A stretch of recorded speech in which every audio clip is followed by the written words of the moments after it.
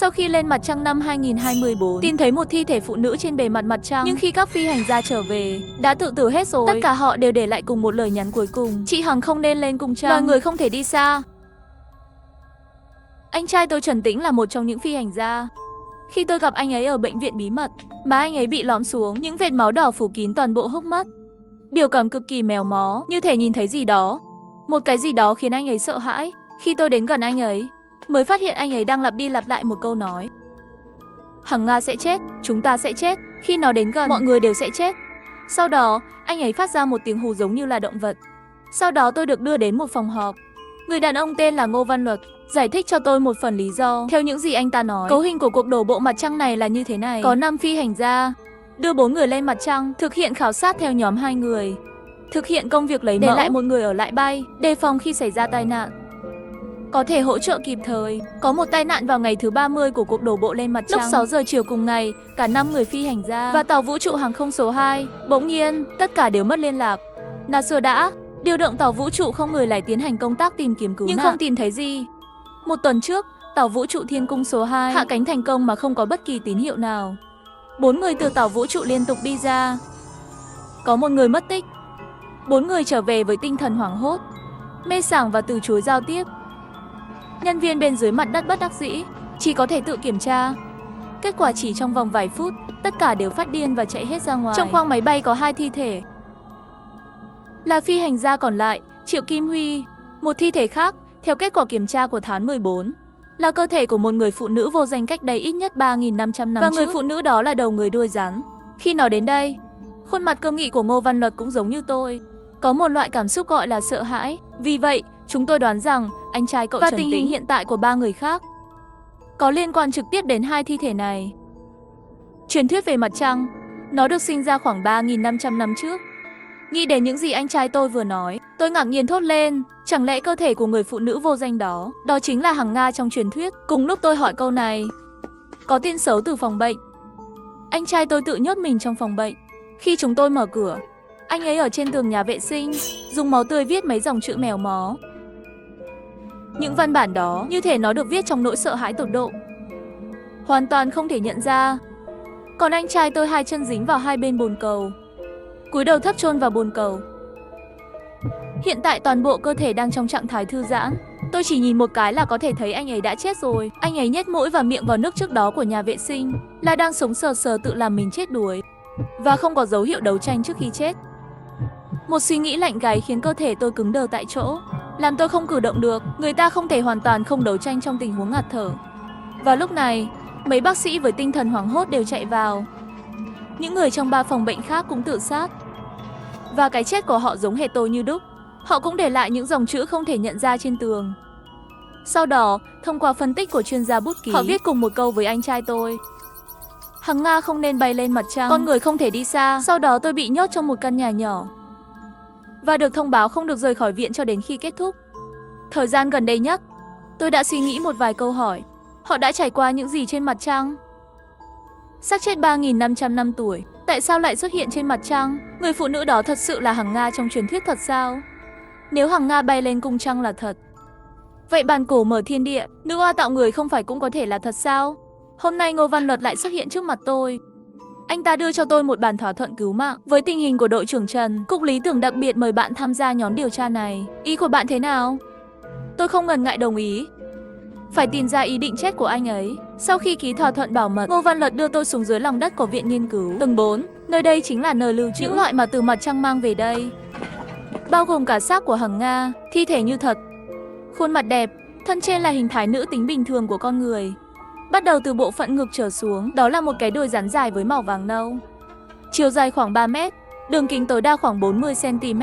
Ngô Văn Luật nói, xác chết, nó được tìm thấy trong một vết nứt ở lưng mặt trăng, trong môi trường chân không, và ở chỗ vết nứt với nhiệt độ thấp, cho nên mới có thể bảo quản hoàn hảo như vậy. Nhưng giờ phút này tôi lại nghĩ đến một nghi ngờ khác. Dường như Hằng Nga trong truyền thuyết không phải là đầu người đuôi rắn, chắc là nữ A và Phục Hy mới đúng. Theo chuyên gia khảo cổ học, giáo sư Liêu Huy, trong ngôi mộ cổ Đông Hán được khai quật từ Hà Nam năm 1964, có một bức chân dung vách đá mô tả Hằng Nga bay lên mặt trăng. Hằng Nga trong bức chân dung đó chính là thân rắn tay người. Dường như tất cả các loại manh mối đều cho thấy danh tính của thi thể này Đó là Hằng Nga trong thần thoại và truyền thuyết. Vậy anh trai tôi và những lời cuối cùng của ba phi hành gia khác, nó có nghĩa là gì? Có vẻ như câu trả lời cho những câu hỏi này chỉ có thể tìm thấy trong cái xác này. Vì tôi tốt nghiệp ngành sinh học, tôi đã đề xuất muốn đích thân kiểm tra thi thể. Ngô Văn Luật không từ chối. Tôi không thể đợi nổi cầm lấy dụng cụ thí nghiệm, lấy mẫu từ thi thể để tiến hành các xét nghiệm khác nhau. Trong khi chờ kết quả, tôi đã kiểm tra nhật ký hàng ngày làm việc của anh trai tôi và sau đó phần loại sắp xếp các nội dung sau đây. Mục đích chính của cuộc đổ bộ lên mặt trăng, chuẩn bị sơ bộ cho việc xây dựng căn cứ mặt trăng trong tương lai. Do đó, cần phải đặt robot nhỏ theo cách thủ công, đưa lên mặt trăng. Lúc đầu một số công việc diễn ra tốt đẹp. Cho đến ngày thứ 30, họ đang ở một tọa độ bí mật. Tìm thấy một vết nứt rất sâu. Tôi không thể cho mọi người biết tọa độ cụ thể, bởi vì không biết vì lý do gì, điểm tọa độ này không thể hiển thị được. Trong những ngày làm việc quen thuộc sau này, cũng bị người viết xóa đi. Tuy nhiên, khi robot đi theo viền vết nứt, đi sâu vào vỏ mặt trăng, nguồn tín hiệu đột nhiên biến mất. Trong khi đó, tất cả các thiết bị điện tử của họ đều nhận được một số loại nhân tố nhiễu sóng không biết từ đâu và không thể sử dụng. Triệu Kim Huy nhân lúc mọi người đang nghỉ ngơi, mọi người theo chỗ Triệu Kim Huy đã đến, tìm thấy bộ đồ vũ trụ mà Triệu Kim Huy đã cởi ra, nhưng bản thân anh ta không thấy đâu cả. Ngày 32, mọi người chuẩn bị xong công cụ đi cứu Triệu Kim Huy. Nhưng ai cũng biết, trong môi trường chân không và nhiệt độ thấp, hắn sẽ chết. Sau khi thương lượng, anh trai tôi buộc dây thừng, đi xuống tìm thi thể của Triệu Kim Huy. Công việc tìm kiếm kéo dài trong 3 ngày. Ngày thứ 35, bắt đầu từ ngày này, nhật ký của anh trai trở nên lộn xộn và hỗn loạn. Sau khi kết nối bằng 5 dây an toàn, anh ấy được hạ xuống khoảng 200 mét. Khe hở của vết nứt như bị cái gì đó chặn lại rồi. Anh ấy cẩn thận bước lên, phát hiện đó là một thân rắn phủ vảy vàng nâu, mà Triệu Kim Huy trần truồng và ôm vào người con rắn. Trên mặt có một tia vui vẻ như được tái sinh vậy. Sau ngày thứ 36 sau đó, vô số tờ giấy bị bôi đen nghiêm trọng. Một số nội dung được phục hồi bởi các chuyên gia, nhưng chỉ là một câu nói, phải nhanh chóng lên mặt trăng lần nữa. Ngày 41, tàu vũ trụ hạ cánh an toàn. Tiếp theo, tôi lại kiểm tra các nhật ký làm việc của 4 người khác, nhưng không có gì cả. Một đồng đội chết một cách kỳ lạ, cho dù đó là vì nhu cầu công việc hay cảm xúc cá nhân. Tất cả đều nên ghi lại chuyện này mới đúng chứ. Hơn nữa, họ tìm thấy xác chết rõ ràng không phải người. Rất nhiều điều kỳ lạ. 4 người sống còn lại đều nói năng cẩn thận. Rốt cuộc là không chịu nói hay là không thể nói. Một thi thể người phụ nữ được tìm thấy trên bề mặt mặt trăng vào năm 2024. Khi các phi hành gia trở về trái đất, toàn bộ đều tự sát. Tất cả đều để lại cùng một câu: Hằng Nga không nên bay lên cung trăng, con người không thể đi xa. Rất nhanh, kết quả xét nghiệm DNA và ANA của người phụ nữ đã được công bố. Kết quả hiển thị, vùng mã hóa gen của sinh vật này xuất hiện rất nhiều đột biến. Điều này có nghĩa là nguyên nhân người phụ nữ đầu người đôi rắn này rất có thể là do đột biến gen tạo thành. Nhưng ngay cả như vậy, nó là động vật có vú, làm sao có thể rời khỏi bầu khí quyển cách đây 3.500 năm? Xuất hiện trên mặt trăng, tôi nhớ trong thần thoại và truyền thuyết, Hằng Nga đã uống thuốc bất tử do Tây Vương mẫu đưa cho mới bay lên mặt trăng. Chẳng lẽ cái gọi là tác dụng của thuốc bất tử đó là làm cho gen đột biến, làm con người có thể bay và có thể khiến động vật không cần oxy mà vẫn thở được. Nó cũng có thể chịu được nhiệt độ cực thấp. Tôi cố gắng dùng nhiều lý thuyết khoa học khác nhau để giải thích về Hằng Nga bay lên cung trăng. Lúc này lại phát hiện chỉ là vô ích. Hằng Nga không nên bay lên cung trăng, con người không thể đi xa. Anh trai tôi nói hai câu này là có ý gì? Những nghi ngờ lớn dần chiếm lấy tôi. Rồi một người đàn ông ngắt suy nghĩ của tôi. Tôi nhìn lên, hóa ra là nhà khảo cổ giáo sư Liêu Huy. Giáo sư Liêu là họ hàng của mẹ tôi. Anh ta đột nhiên tiến lại gần tôi. Anh ta nhìn vào mắt tôi và nói: nếu thuốc bất tử thực sự có thể biến con người thành thần, vậy thì mọi thứ trở nên hợp lý. Tôi bị ánh mắt của anh ta trở nên chết đứng tại chỗ. Không biết tại sao, câu nói này của anh ta khiến tôi cảm thấy một loại sợ hãi không thể giải thích được, bởi vì vẻ mặt của anh ta không giống đùa chút nào. Tôi nuốt nước miếng, nắm lấy hai tay để ngừng run rẩy. Vậy anh có căn cứ gì không? Liêu Huy im lặng đi tới bên cạnh xác nữ kia. Anh ta dùng một động tác ám ảnh, vuốt vai của người phụ nữ. Tất nhiên là có căn cứ. Liêu Huy là giáo sư khảo cổ học tại Đại học Tứ Xuyên. Anh ta có một học sinh tên là Ngô Diễn, tự tử cách đây 5 năm. Nhưng trước khi tự sát, Ngô Diễn đã tìm riêng với Liêu Huy. Anh ta nói thần thoại truyền thuyết đều là thật. Anh ta còn tuyên bố đã nhìn thấy thi thể của thần Nhị Lang. Lời nói vô lý này khiến giáo sư Liêu Huy cảm thấy khinh thường. Cho đến 5 ngày trước, anh ta được mời đến Nội Mông Cổ và chạm vào xác chết này. Đó là khi anh ta biết Ngô Diễn nói đúng. Liêu Huy nhìn tôi, khuôn mặt mèo mó và điên cuồng nói: đây tuyệt đối là thần cấp. Tôi đã tìm ra cách để trở thành một vị thần. Chỉ thiếu một bước, họ vẫn chưa phát hiện ra. Theo ghi chép trong quy tàng, hằng tôi uống thuốc bất tử của Vương Tây Mẫu sẽ đi lên cung trăng. Chẳng nhẽ cậu chưa từng nghĩ đến tại sao Hằng Nga muốn bay lên cung trăng mà không phải tiên giới trong truyền thuyết? Chẳng lẽ là ở trên mặt trăng có thứ gì đặc biệt sao? Nói cho tôi, anh trai cậu đã nói gì với cậu trước khi tự sát? Cậu rốt cuộc đã biết cái gì? Anh ta rõ ràng biết điều gì đó, nhưng vẫn không chịu nói cho tôi biết. Không biết tại sao tôi lại đột nhiên mất trí, bóp chặt lấy cổ của anh ta. Sức mạnh của anh ta không bằng tôi. Khi anh ta sắp không thở nổi nữa, nhưng tôi lại đột nhiên bị đá văng ra. Là Ngô Văn Luật đã khống chế tôi. Liêu Huy tức giận chỉ trích tôi. Cậu ta điên như anh trai của cậu ta vậy.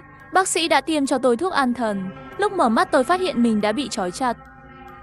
Bị trói vào giường bệnh. Tôi vẫn không tin tôi sẽ làm những điều phi lý.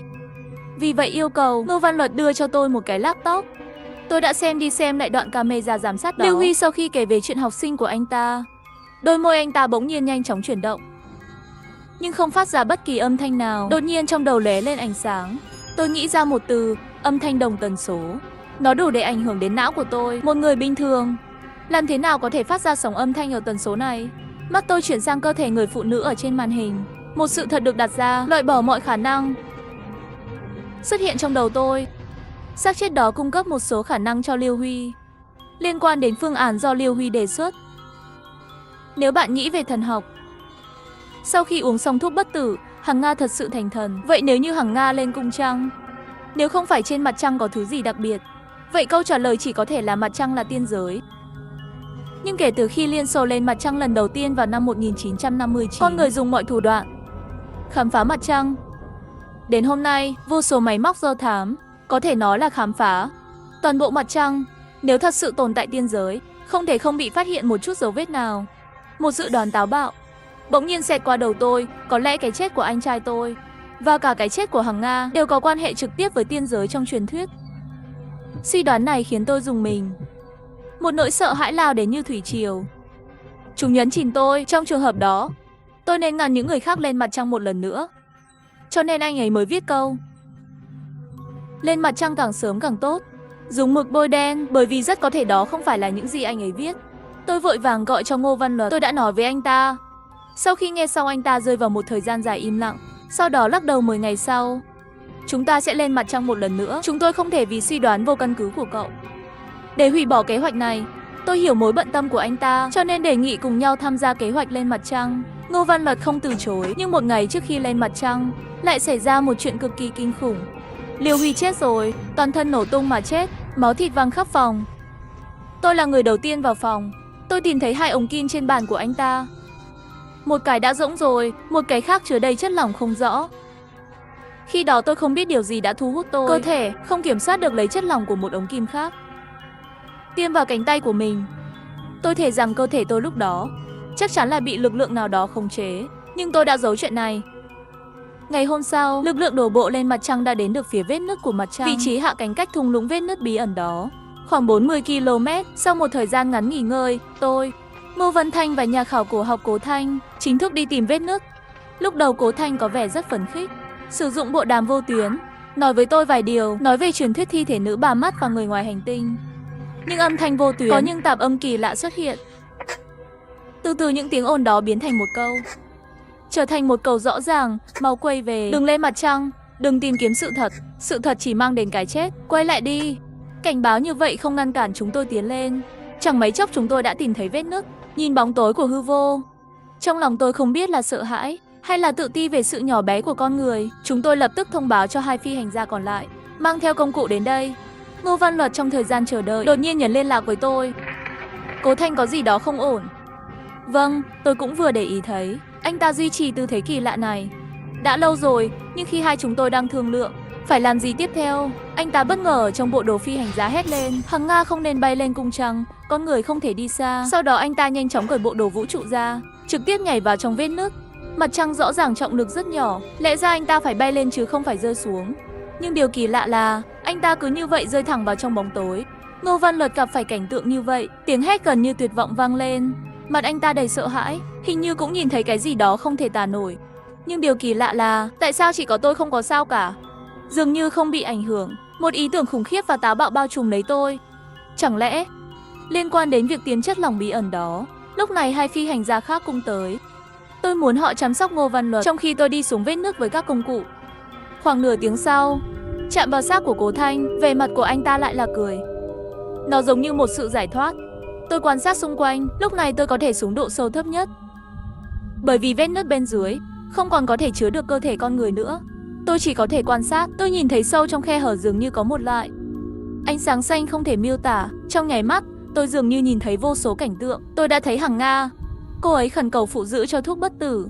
Tôi nhìn thấy thiên giới của mặt trăng, nhưng tất cả các thần tiên đều đã chết. Cơ thể của họ đang lơ lửng giữa không trung. Tôi nhìn thấy Hằng Nga đang điên cuồng chạy trốn tiên giới, cuối cùng đã chết trong vết nứt này. Cô ấy là bị dọa sợ mà chết. Cô ấy hình như nhìn thấy cái gì cực kỳ khủng bố tồn tại. Sau đó, não tôi càng lúc càng hỗn loạn. Mảnh vỡ sự thật của nhiều chúng lóe lên điên cuồng trong đầu tôi. Trong khi trong đầu vẫn còn một lý trí, tôi gửi một câu vô tuyến: đừng bao giờ lên mặt trăng nữa. Loài người không thể đi xa. Bởi vì tôi biết, một khi nhân loại nhận ra sự thật tàn nhẫn này, vậy thì tất cả cuộc sống sẽ trở nên vô nghĩa.